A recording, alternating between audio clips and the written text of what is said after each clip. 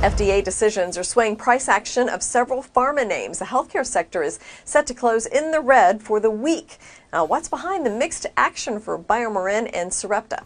Hi, Jane. It's been quite a week across the global markets, and it's been a bloodbath in healthcare, in particular the biotech sector.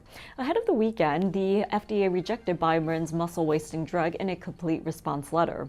On Thursday, shares of the NASDAQ-listed company hit a 52-week low before closing up on the session. Now, the FDA says there is not enough evidence of benefit for BioMarin's drug Kendrisa, and the agency requires additional research from the company.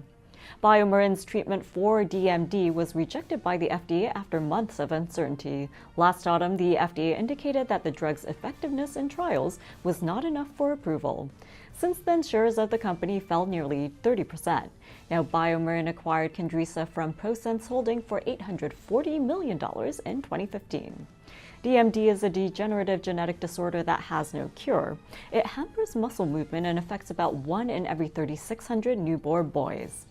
Separately, Sarepta Therapeutics shares soared on the BioMarin news. Now, Sarepta is awaiting FDA approval for its DMD drug. Sarepta's eteplirsen drug review is expected in the coming week. Does the FDA decision signal an end to BioMarin's DMD drug? Although the FDA decision has come out, it's not over for Kendrisa. European approval for the drug is expected in the coming months. The company says it is working with the FDA to figure out its next steps. Now, Kendrisa is still under review in the EU. Also, keep in mind that BioMarin applied for full approval while Sarepta filed for accelerated approval of its drug. Also, Sarepta has shown that its drug increased dystrophin production, and that's a protein that is vital for muscle fibers in patients with DMD. And speaking of approval by European regulators, PTC Therapeutics has a DMD drug that received conditional approval in 2014 over in Europe.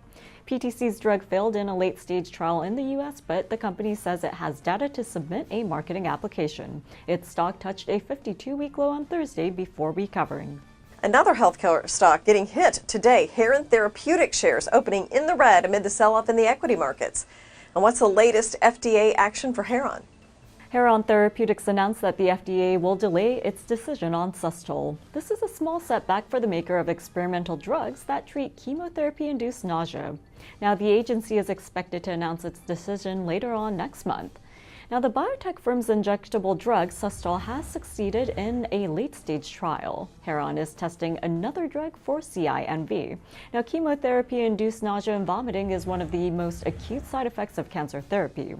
The Redwood City, California-based company is also testing another drug for CINV. It has 2 other experimental drugs aimed at treating chronic pain. Heron is a small-cap company with a market cap of just over $795 million.